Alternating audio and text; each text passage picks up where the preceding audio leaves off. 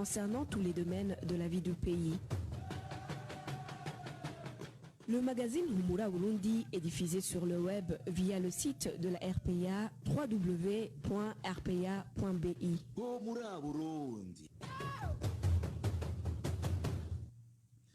Bonsoir mesdames, bonsoir messieurs, bienvenue à ce rendez-vous d'information du magazine Humura Burundi de ce samedi 16 mai 2020 dont voici le sommaire.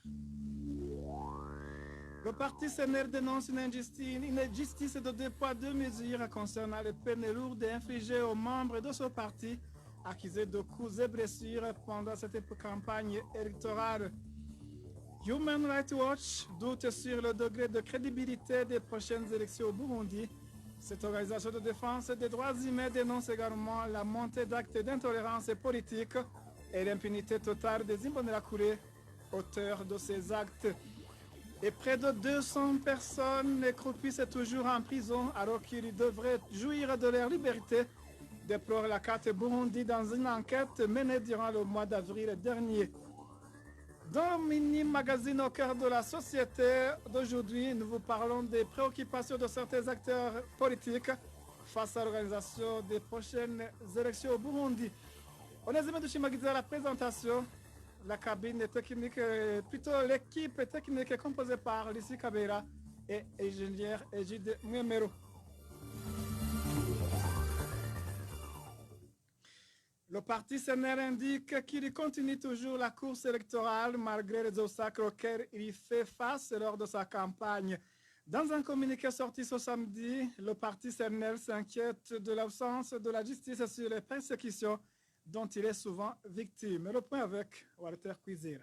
À moins d'un jour seulement, avant la fin de la campagne électorale, le parti CNL fait savoir qu'il continue toujours la compétition et ce malgré les obstacles qui se dressent sur leur chemin, obstacles causés par ceux-là même qui devraient faire à ce que les élections soient paisibles et transparentes. Dans son communiqué publié ce samedi, le parti CNL a fait savoir qu'il s'observe encore une partialité avérée et des irrégularités sciemment ignorées et par la CENI et par certaines autorités du parti au pouvoir, la justice et la police au cours de cette campagne. Le parti CNL insiste sur le fait que la CENI s'est rendue complice de la distribution illégale des cartes d'électeurs, la nomination des présidents des bureaux de vote ainsi que toute la préparation des élections. Le parti CNL revient sur la violation de l'article 40 selon laquelle les équilibres doivent être respectés que ce soit au niveau politique, ethnique et genre dans les bureaux de vote. Comme c'est mentionné dans ce communiqué, seul le parti CNDD-FDD et ses alliés occupent la majorité des postes dans les bureaux de vote. Selon toujours ce communiqué, le parti CNL dément les accusations portées contre lui. Par contre, il dénonce les bavures et les tortures dont font l'objet ses membres durant cette campagne. De plus, le parti CNL s'inquiète du comportement du porte-parole du ministère de la Sécurité qui ne cesse d'accuser les membres du CNL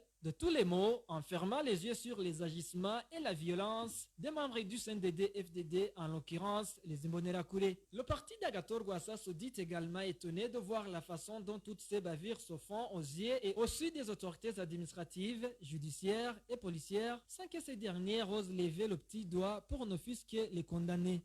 Toutefois, ce parti indique avec insistance que cela ne va pas le décourager dans sa course vers la présidence et invite ses membres à rester sereins et solidaires.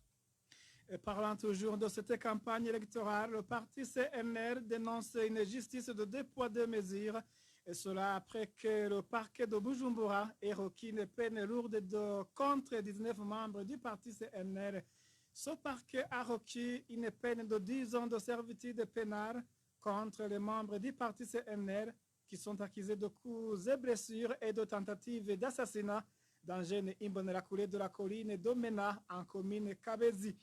De son côté, le parti CNL parle d'un montage exécuté par des organes judiciaires qui manquent de professionnalisme. Le point avec Emmanuel Deishimi.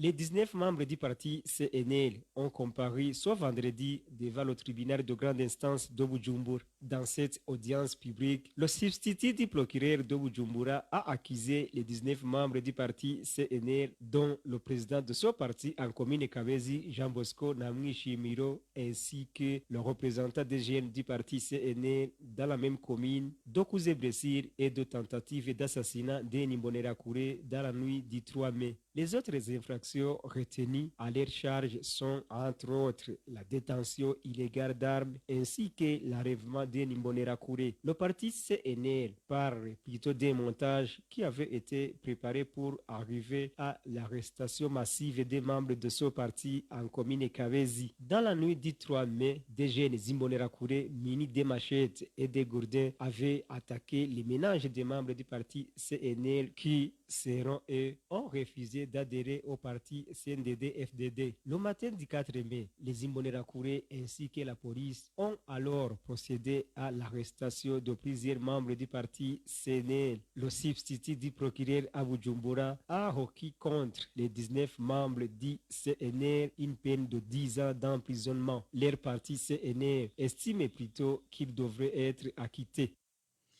La campagne électorale des candidats au fauteuil présidentiel touche à sa fin. Au 19e jour, le candidat du CNDD-FDD a clôturé sa campagne électorale au terrain de football de l'école technique secondaire de Kamenge, en mairie de Bujumbura. De son côté, le parti CNL a battu campagne en commune de Buhiga de la province Karuzi. Nous allons y revenir dès que le match sonore sera disponible.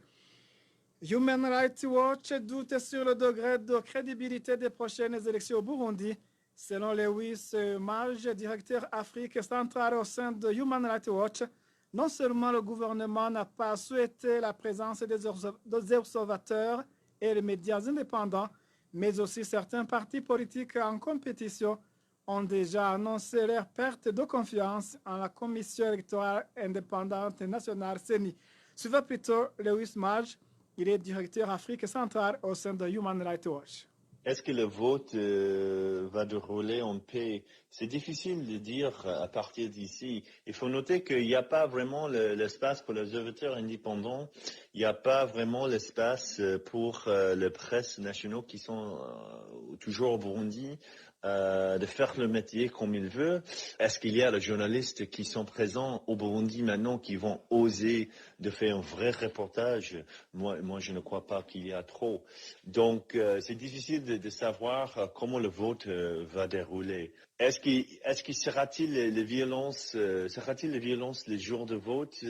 Nous, à Human Rights Watch, on est plutôt concernés avec l'annoncement de scrutin, le bilan de vote. Donc, si c'est une victoire totale pour le CNDD-FDD, est-ce que les gens de CNL et Aratanwassa vont accepter? Jusqu'à maintenant, ils sont en train d'annoncer des choses assez lourdes contre le CENI, contre le fait que, dans leur avis, le vote est déjà manipulé. Human Rights Watch dénonce également la montée d'actes d'intolérance politique et l'impunité totale des Imbonerakure, auteurs de ces actes, d'où Lewis Mage craint la naissance d'un roi du Talion. Encore une fois, Lewis Mage. Aussi, il faut noter que on est en train de voir cette période préélectorale avec une augmentation de violence politique, particulièrement contre les gens de CNL. Bien sûr, en moins mesure, il y a les gens de CNDD qui sont ciblés, mais la plupart des victimes sont de CNL. Est-ce que les gens de CNL vont accepter ce niveau de violence après le vote, particulièrement si cette violence continue dans ce contexte d'impunité totale où vous avez les Imbonerakure et la police qui est en train de travailler de plus en plus pour le CNDD-FDD et de faire ça ouvertement. Donc, la chose qui me fait peur, c'est que c'est vraiment différent de 2010, à mon avis. En 2010, on a eu les violences commises par les Imbonerakure avec les agents de SNR après les élections, particulièrement avec l'Operation Safisha. Moi-même, j'étais en train de documenter le cas à Kanyosha. J'ai fait plusieurs mois en train de documenter plusieurs cas. Mais les tueries de 2010-2011, après les élections, c'était plutôt quelque chose un peu caché. Ce n'était pas en plein jour. Je suis tellement concerné par rapport au rapport que je suis en train de regarder, qui disent que en fait, les Imbonerakure, ils sont plus puissants de la police Ils sont en train de faire leur gaffe en plein jour, en face de tout le monde. C'est cette question d'impunité. Ils ne font pas même un effort de cacher ce qu'ils sont en train de faire. Ça, c'est quelque chose de très inquiétant pour moi et pour Human Rights Watch parce que ça montre qu'ils sont en train de faire cette violence avec l'accord de le parti de pouvoir et aussi avec le gouvernement. Et nous vous l'avons annoncé, la campagne électorale des candidats au fauteuil présidentiel touche à sa fin. Au 19e jour, le candidat du CNDD-FDD a clôturé sa campagne électorale au terrain de football de l'école technique secondaire de Kamenge ETS à mairie de Bujumbura. De son côté, le parti CNL a battu campagne en commune Buhiga de la province Karuzi. Le point avec Trésor Nyonga.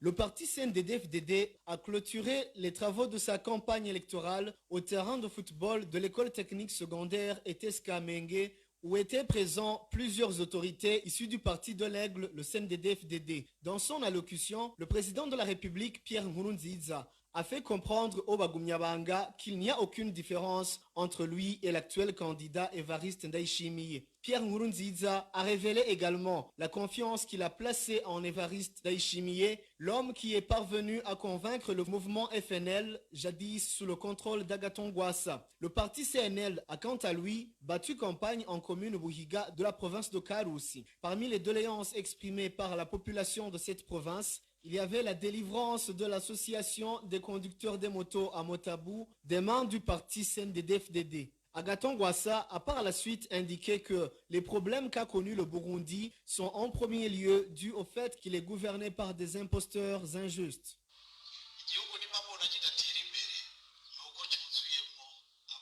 Si le pays ne se développe pas, c'est parce qu'il est gouverné par des gens qui occupent des postes qu'ils ne méritent pas. Vous allez me demander pourquoi. Tu ne peux pas prétendre être un administratif et fonder ton pouvoir sur la haine et l'injustice. Tu ne peux pas haïr ton administré jusqu'à lui refuser l'accès à l'eau potable, la nourriture, tout simplement parce qu'il n'est pas de ton parti politique. Est-ce que tu me diras vraiment que tu mérites d'être un dirigeant? Comment le pays pourra se développer avec des gens comme ça? La coalition Kira Burundi a quant à elle fait sa campagne électorale en commune Gitaba de la province Rutana avant de se rendre au chef-lieu de la province Makamba. Humura Burundi. Parlons droit de l'homme à présent. Près de 200 personnes croupissent toujours en prison alors qu'ils devraient jouir de leur liberté. C'est du moins le résultat d'une enquête menée par l'association Akate Burundi durant le mois d'avril dernier dans les prisons de Muramvya, Gitega, Rumonge et Bujumbura. Maître Jean-Claude Nhiburumoussi, chargé du département juridique dans cette association, regrette également que dans ces prisons, les détenus poursuivis pour des infractions à caractère politique subissent continuellement des traitements inhumains. D'où la carte Burundi invite le ministère de la Justice à se ressaisir. Suivez. La carte Burundi revient chaque fois sur les mauvais traitements que subissent les détenus, surtout ceux poursuivis pour des infractions ayant trait à la politique. Entre autres exactions, on peut citer les maltraitances physiques, traitements inhumains constitutifs d'actes de torture. On a parlé également du refus aux soins de santé et le non-respect des décisions rendues par le cours de tribunaux. L'enquête que nous venons de mener a porté sur cette dernière rubrique qui concerne le non-respect des décisions judiciaires dans les établissements pénitentiaires de Gitega, Muramvya, Bujumbura et Rumonge. À travers cette enquête, nous avons constaté que plus de 10 détenus sont acquittés, 75 détenus qui ont purgé leur peine et plus de 100 détenus qui devraient bénéficier de la grâce présidentielle croupissent toujours dans les différents établissements pénitentiaires. Ce travail a été effectué pour montrer aux autorités burundaises la réalité qui prévaut dans les prisons au moment où il paraît que le respect des droits des prisonniers est effectif. C'est pour cela que nous demandons au ministre de la Justice d'être à la hauteur de ses fonctions et garantir le respect de la loi et faire respecter les décisions rendues par les cours des tribunaux. La loi burundaise, toujours à ce chapitre, la loi burundaise tend de plus en plus à protéger les puissants avec une justice sous les ordres de l'exécutif, ce qui conduit à une violation massive des droits et libertés dans une totale impunité. Déclaration de Chantal Mutamuliza, directrice exécutive de Right for All, une organisation qui s'occupe des réfugiés. Chantal Mutamouriza rappelle que chacun a le droit d'être protégé par la loi en cas de violation de ses droits. Il s'agit du 8e message lancé dans le cadre de la continuité de la campagne sur la légitimité du travail des défenseurs des droits humains initiée par la coalition burundaise des défenseurs des droits de l'homme, CBDDH en sigle. Suivez plutôt Chantal Mutamouriza, directrice exécutive de Right for All.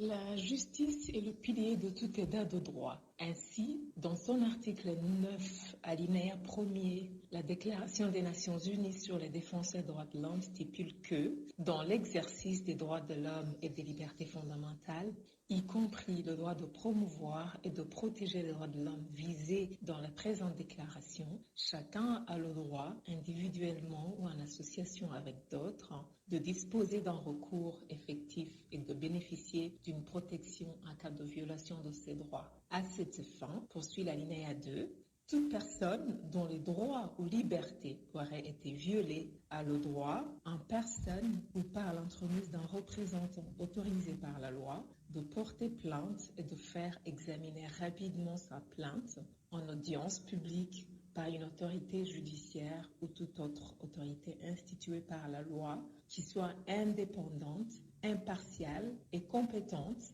et d'obtenir de cette autorité une décision prise conformément à la loi lui accordant réparation, y compris une indemnisation lorsque ses droits ou libertés ont été violés, ainsi que l'application de la décision et du jugement éventuel, le tout sans retard excessif. En réalité, ce présent article s'accorde parfaitement avec des dispositions de la Constitution du Burundi, particulièrement aux articles 38, 39 et 40.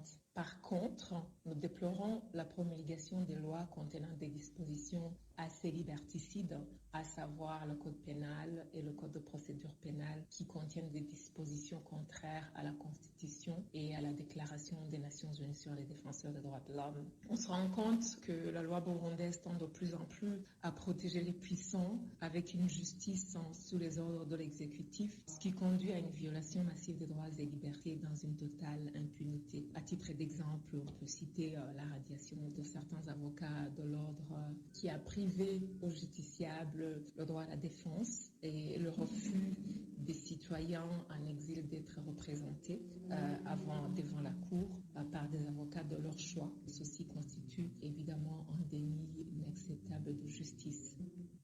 Chantal Mutamouriza, directrice exécutive de Right for All. Après une courte pause, nous poursuivons avec le mini magazine au cœur de la société.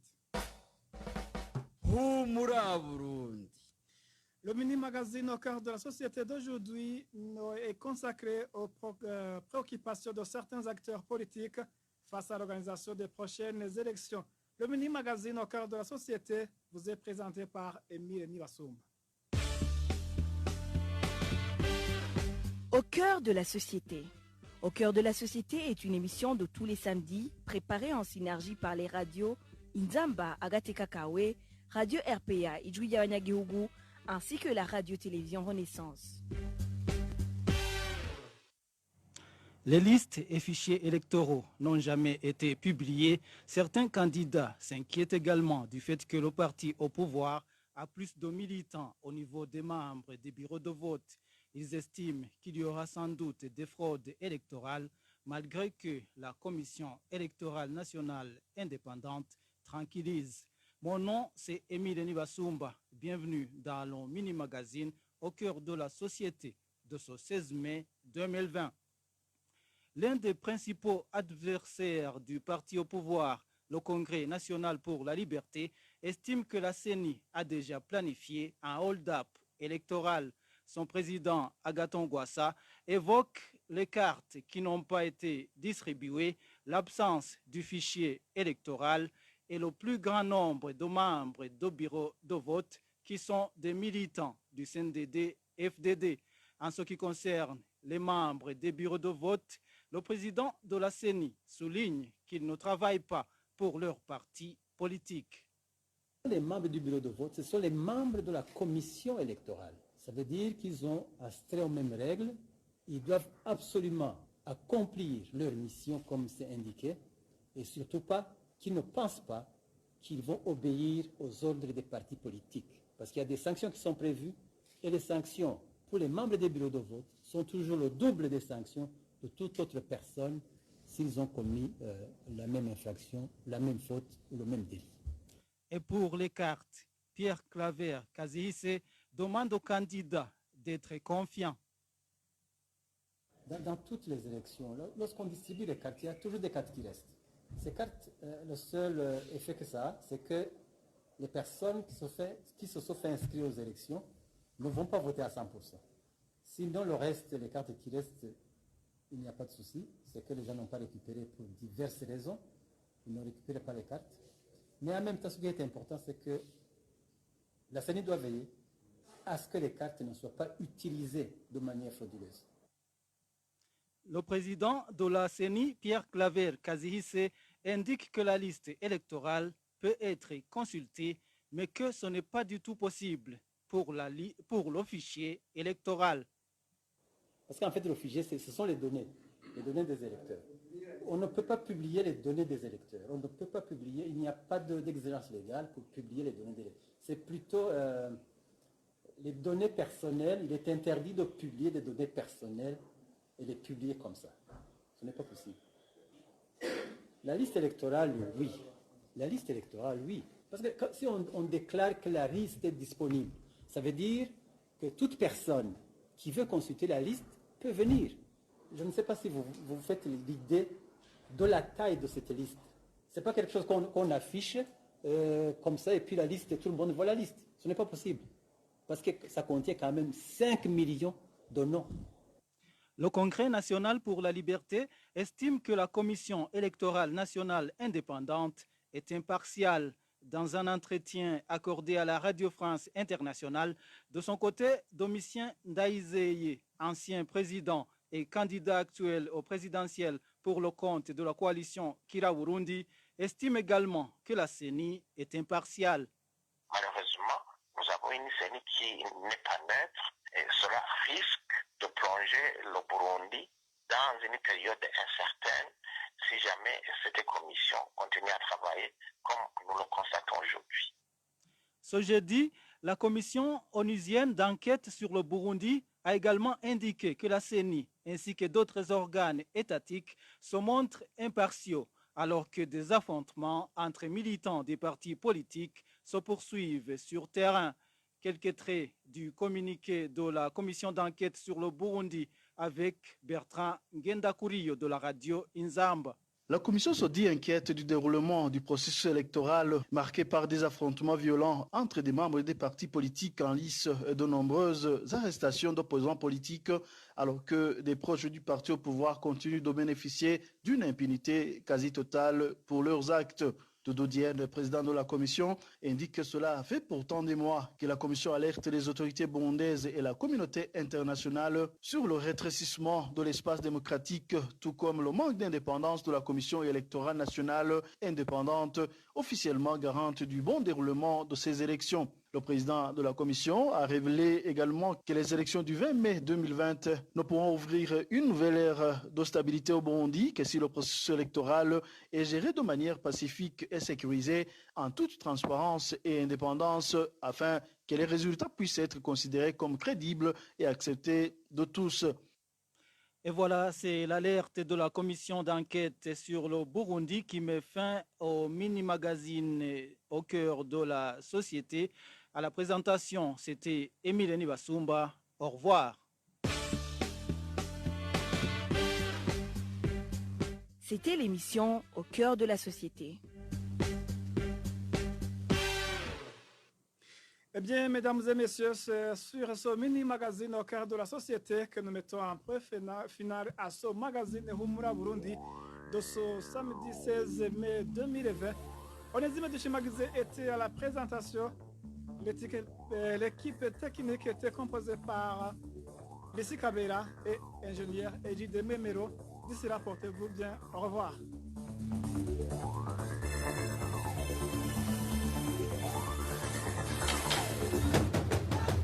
C'était le magazine Humura Burundi. Un magazine comprend pour relier les Burundais en exil, et ce toujours au pays, à travers une information de qualité.